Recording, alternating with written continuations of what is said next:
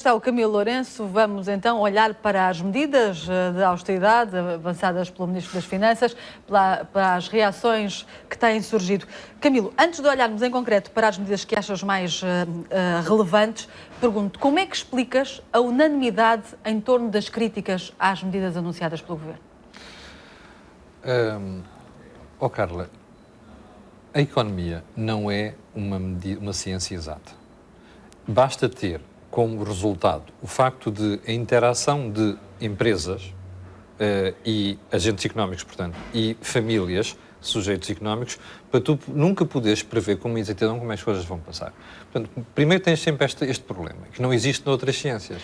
Mas aí isso até faz pensar que haveria uma divergência de opiniões, mas aqui há quase uma unanimidade total. Não estou convencido disso. Eu acho, primeiro ponto, o que eu acho lamentável no debate em Portugal é que as pessoas, quando têm dúvidas, além de as expressarem, não expliquem o que vão fazer. Por exemplo, eu também tenho dúvidas quanto à utilidade da mexida da TSU desta maneira como é feita.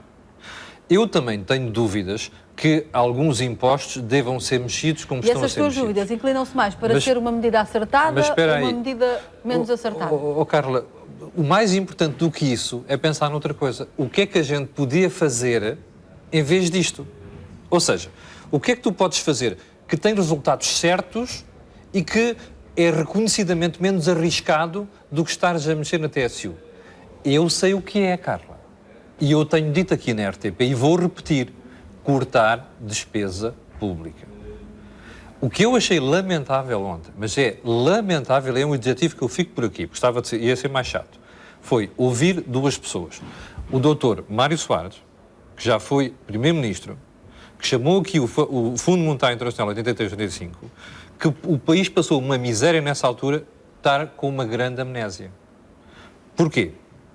Dizer ao país que é melhor o governo não chegar ao fim, numa altura em que o país está falido, Carla, é de uma extrema irresponsabilidade. Não tem outro nome. Camilo, agora mas deixa-me terminar. Eu já vou à doutora Manuela Ferreira Leite. Eu já lá vou. Conhecedora destes dossiês. Eu ouvi a entrevista toda da doutora Ferreira Leite e fiquei, no mínimo, chocado. Ela tem direito de ter todas as críticas que quiser. O que ela não tem o direito é, com a responsabilidade que tem, não dizer o que ia fazer em alternativa. Porque criticar também eu critico. Mas isso não cabe ao Governo, Camilo? Não, o Governo já disse o que é que vai fazer. O que a mim me interessa é ouvir a oposição, dentro e fora da área da maioria. Mas a Ferreira Leite é a oposição? Estou a dizer, dentro e fora da maioria, a dizer, eu não faço assim porque vou arrasar a economia, mas vou fazer assado. Ora, eu nem ouvi assim nem assado. E mais, achei até um bocado preocupante, do ponto de vista jornalístico, não questionarmos a doutora Manuela Ferreira Leite sobre que então quando a senhora foi Ministra das Finanças e viu isto tudo a derrapar do lado da despesa, o que é que a senhora fez? Isto é que acho lamentável. Porque, repara, eu repito, eu tenho dúvidas quanto a algumas medidas que o Governo está a tomar. Mas eu tenho alternativa. Olha, em vez de fazer aquilo, era melhor cortar 100 mil postos de trabalho à administração pública. É a alternativa àquilo. Ou seja... É a única alternativa? Não é a única, mas é a mais importante neste momento. Porquê? Porque tu não consegues cortar em mais nada que não tenha a ver com despesas, com salários e prestações sociais. Carla, para as pessoas não estarem aqui com tretas e com bocas, vamos fazer esta conta. Os salários, que são despesa corrente, e as prestações sociais pesam 75% na despesa pública. Ora, diz-me lá onde é que tu vais cortar. É aqui. A doutora Manuela Ferreira Leite ignora isto. Pelos vistos, a guarda avançada do professor Cavaco Silva, que foi quem anda falando nos últimos dias, que foi ela que falou, foi o Alexandre Relvas, foi o Dr. António Capucho. Ou seja, toda esta gente está a falar como se não tivesse responsabilidades no assunto. Então não estiveram no governo. Não criaram uma coisa chamada novo sistema retributivo da função pública. Pensa nisso. Já lá vamos. Repara uma coisa. Foi o governo do professor Cavaco Silva que criou uma coisa chamada novo sistema retributivo da função pública. Então eles estão todos com uma amnésia geral agora. E o professor Cavaco Silva deixa a sua guarda avançada falar. Porquê? Porque ele não quer dizer alguma coisa. Eu gostava que me apresentasse essas alternativas. Repito, eu tenho dúvidas quanto a algumas coisas que o governo está a fazer. Mas era bom que nós, jornalistas, fôssemos sérios e disséssemos assim, eu não faço isto, mas faço aquilo. Não estou a ver ninguém fazer isto. E estou a ver um ex-Presidente da República, um ex-Primeiro-Ministro, a dizer uma coisa irresponsável, que é o país está falido. O país não tem quem lhe financie lá fora. E ele está a dizer que não deve haver governo até ao fim. Achas que devia ter outro tipo de intervenção? Eu acho que o Presidente da República deve ser claro e honesto e dizer assim, eu tenho dúvidas quanto ao governo está a fazer aqui e ali, se é que os tem. Portanto, eu acho que temos que ir por outra via. O que é preocupante nisto, Carla, é que esta crise que nós estamos é uma crise tão profunda que isto não vai lá com estas divisões políticas e sociais. Tu falavas nos sindicatos.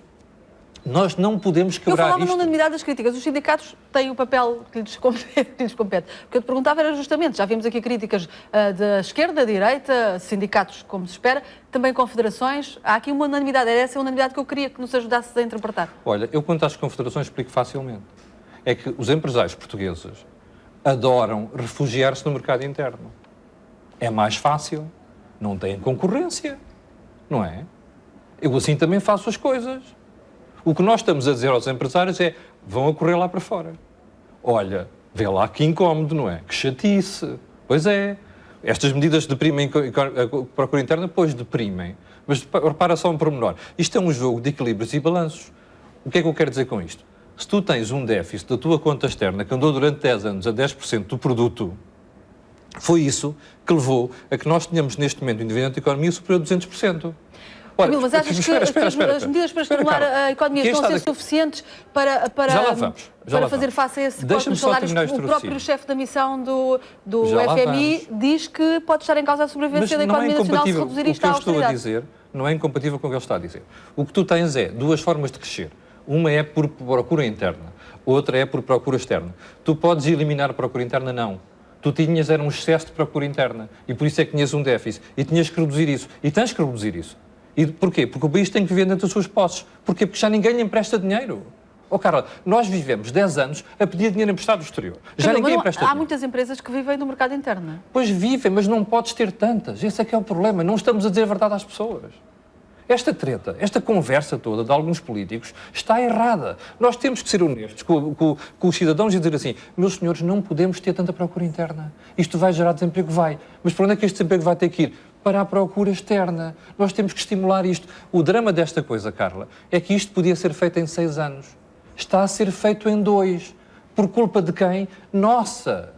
Políticos, empresários, portugueses, cidadãos em geral. Camilo, é nossa. Retive há pouco uma coisa que disseste, que houve esta opção do Governo de cortar salários, aumentar a TSU. Há outra opção, em alternativa, que dizias eventualmente mais penalizadora para os cidadãos, que eram os despedimentos, mas sim, dizias que havia uma outra alternativa. Qual era? Não é, é uma medida complementar. É continuar a cortar e cortar cada vez mais noutras coisas que o Estado gasta. Olha, nos consumos intermédios, por exemplo, nas rendas vergonhosas que o Estado paga hoje em dia, nas famosas PPP, só que tudo isto não se consegue fazer de um mês para o outro. O que eu acho estranho em Portugal é que toda a gente sabe que tem que cortar despesas. Esses cortes na PPP podiam substituir os cortes no salário? Não chega. Não chega, não vale. Isto é outra conversa que as pessoas normalmente aparecem todos os dias, inclusive políticos, não é verdade. Não chega. Nós temos despesa com salários em excesso no Estado e temos que a cortar. E, portanto, se não formos capazes de dizer isto às pessoas, eu sei que isto dói, eu sei que faz perder votos, mas não há alternativa. O drama disto é continuarmos a empobrecer. Pensa neste pormenor. Esta história do crescimento, não sei o quê. Nos últimos 10 anos, nós crescemos menos de 1% por ano, Carla. Estamos fartos de dizer isto aqui na RTP. Então, e foi no momento em que se expandiu a procura interna, em que nós endividámos a tripa forra e funcionou? Não. O que a gente está a passar é a ressaca. Ou seja, estamos a tirar esta droga toda com que a economia funcionou e as pessoas não estão... A economia entrou em ressaca, é natural. Agora, o que eu gostava era que a gente tivesse meios para proteger quem está a ficar nesta situação. Porque é duro ir para o desemprego, como dizia o Ministro das Finanças. E já agora um outro pormenor muito importante nós estamos a esquecer, que é, eu tenho dúvidas, como eu disse, em relação à questão da TSU, poder criar mais emprego. Mas há uma coisa muito importante em Portugal, e eu tenho dito isto já em conversa com vários ministros, que é, meus senhores, tão importante como criar novos empregos é não perder mais. A minha preocupação como analista neste momento é esta. Tu dizias há bocadinho. Bem, então não há alternativa ao despedimento já. Mas se as pessoas têm menos dinheiro para comprar, as empresas vendem produtos, se não os venderem têm de fechar. Carla, mas há empresas que vão ter que fechar, porque durante 15 anos tu privilegiaste o investimento na economia interna. Não pode ser. Nós temos é que puxar isto tudo para a quando dizes exportação. que há empresas que vão ter de fechar, já tens uma previsão em termos de É o percentagem? que está a acontecer. Porque é que o desemprego está a chegar Mas aos do tecido 16%? empresarial, por exemplo, dessas, julgo que pequenas e médias empresas... É que estás a impossível referir- prever, Carlos. É impossível É impossível prever. Uma coisa que tu sabes, nos últimos anos, eu lembro de ter uma vez falar com um responsável do IFP sobre isto, perguntar assim, olha, para onde é que está a ir estas pessoas todas que estão ficadas desempregadas? Olha, sabe que algumas chegam aqui, pedem-nos o subsídio de desemprego de uma vez e vão criar empresas. Quais são as empresas que têm surgido? Cafés, restaurantes... Oh, Carla, diz-me uma coisa. Tu tens economia para sustentar o número de restaurantes e cafés que anda por aí. Não tens. Não dizer isto às pessoas empresárias é sermos mentirosos. É isto que me custa na classe política em Portugal. Agora tu dizes, bom, isto vai criar desemprego. Claro que vai criar desemprego. Mas isto faz parte do processo de transformação da economia. A preocupação aqui é que nós Mas conseguimos todas estas expandir... medidas não tinham, como dizia o Primeiro-Ministro, o objetivo primeiro de combater a taxa de desemprego? Mas claro que tem. Quando eles dizem que a baixa da TSU é para combater o desemprego, claro que é. Se isto torna mais barato o custo de produção, as empresas têm duas coisas. Primeiro, umas que vão exportar, essas realmente vão exportar mais. Agora, a preocupação é que as outras que estão cá na economia interna não despeçam. Isso vai acontecer ao Carlos, eu não sei. E essas que vivem do mercado interno vão ganhar muito com esta subida da TSU? Ou seja, essa subida vai ser um incentivo real para a contratação? Quem trabalha numa empresa e faz contas e sabe que existe um problema de tesouraria, sabe que isto tem algum efeito. Agora, a minha dúvida é outra. Qual é o efeito exato disto? Ninguém sabe. E, portanto, é esse o risco que eu acho que está associado a isto. Agora, eu gostava, sinceramente, que era, além de nós não queremos fazer isto, se existe um risco, se é arriscado, que quem acha isto, que diga qual é a alternativa. Camilo, deixa-me perguntar-te mais uma coisa. É arriscado, não se sabe, efetivamente, como tu dizes, as metas estabelecidas agora pela Troika e estabelecidas com o Governo e com a Troika do alargamento dos prazos e estas novas metas são alcançáveis? Se nós cortarmos despesa, sim. Eu vou dar um exemplo. Hoje, acho que é hoje, o Ministro das Finanças dizia que hoje vão anunciar o corte de subsídios às fundações e vão anunciar fecho de fundações. Tu queres apostar comigo que hoje à tarde vai começar a gritaria, quando souber quem é que vai ser afetado? Quando saiu aquele relatório das fundações e das outras instituições do Estado, 2 dias depois já tinhas os tubarões das fundações a mandarem bocas cá para fora. As fundações são um exemplo muito claro da despesa do Estado. Dá-me outros, Camilo, porque fala-se muito em geral da despesa do Estado. E as pessoas querem saber Carla, as empresas o que é a despesa. públicas. É que tudo é Estado. O que é a despesa do Estado? A despesa do Estado tens duas componentes. Capital, investimento, ou seja, investimento, e tens corrente, salários. Onde é que está o problema aqui? Está nos salários. Olha, estavas a perguntar onde é que há problemas. Há nas empresas públicas. Sabes quanto é que devem as empresas públicas neste momento? 30 mil milhões de euros. Isto é quase metade do pacote de ajuda da Troika. É sustentável? Não é. Continua a acontecer. Cada vez que quer cortar alguma coisa, é um sururu neste país. Começa-se a questionar o Estado Social. Oh, Carla, diz-me uma coisa. Ontem eu ouvi declarações inacreditáveis sobre que estava-se a destruir, não sei o que, abril, mais o Estado Social. Oh, Carla, então o Estado em Portugal gasta mais de 50% da riqueza que a economia produz todos os anos e estamos a destruir o Estado Social? Isto é um nonsense total, é um disparate total. E acho que os políticos, nomeadamente quem já foi Primeiro-Ministro e Presidente da República e Ministro das Finanças, devia pensar 2 vezes antes de abrir a boca. Nós temos despesa a mais, continua a ter. A única diferença aqui é que nós estamos a fazer isto em 2 anos quando devíamos fazer em 6. E não fazemos em 6 porque não nos sabemos governar. Carla, em 34 anos nós chamamos o FMI 3 vezes. Diz-me lá qual é o país da União Europeia e da zona euro que fez isto. 0. Não há ninguém. Isto é um atestado de responsabilidade aos portugueses, desde políticos aos cidadãos.